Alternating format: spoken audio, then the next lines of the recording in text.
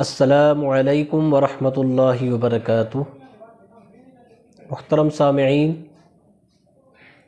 آج ہم درست مخارج اور اردو ترجمہ کے ساتھ چوتھا کلمہ پڑھنا سیکھیں گے۔ آپ نے کوشش کرنی ہے، میرے ساتھ ساتھ دہراتے جانا ہے۔ آئیے سبق شروع کرتے ہیں۔ اعوذ باللہ من الشیطان الرجیم، بسم اللہ الرحمن الرحیم۔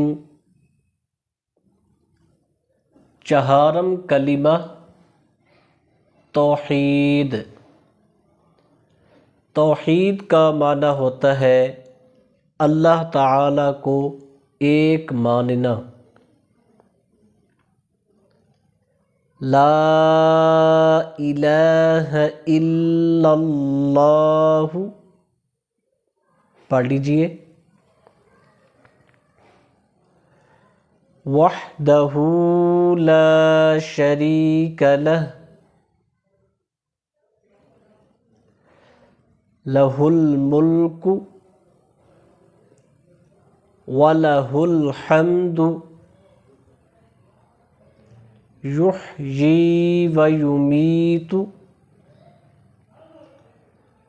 وہو حی لا یموت، ابدا ابدا، ذو الجلال والاکرام، بیدہ الخیر وَهُوَ عَلَى كُلِّ شَيْءٍ قَدِيرٌ۔ آئیے اب اس کو ملا کر پڑھتے ہیں۔ لا الہ الا اللہ وحدہ لا شریک لہ، لہ الملک ولہ الحمد،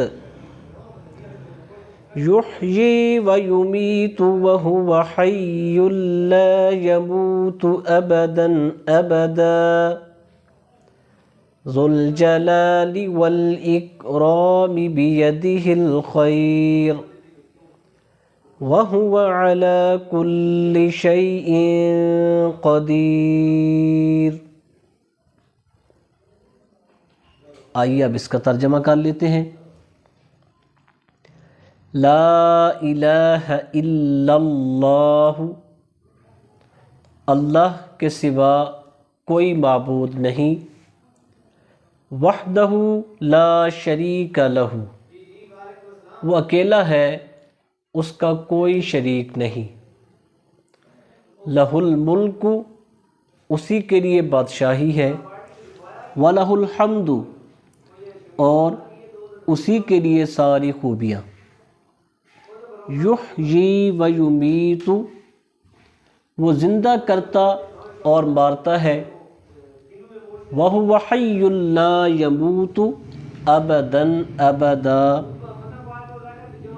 اور وہ زندہ ہے، کبھی بھی نہیں مرے گا۔ ذو الجلال والاکرام، وہ عظمت اور بزرگی والا ہے۔ بیدہ الخیر، اسی کے ہاتھ میں بھلائی ہے۔ وَهُوَ عَلَى كُلِّ شَيْءٍ قَدِيرٌ، اور وہ ہر چیز پر قادر ہے۔ یہ تھا آج کا ہمارا سبق۔ نئے سبق کے ساتھ انشاءاللہ کل حاضر ہوں گے۔ السلام علیکم ورحمۃ اللہ وبرکاتہ۔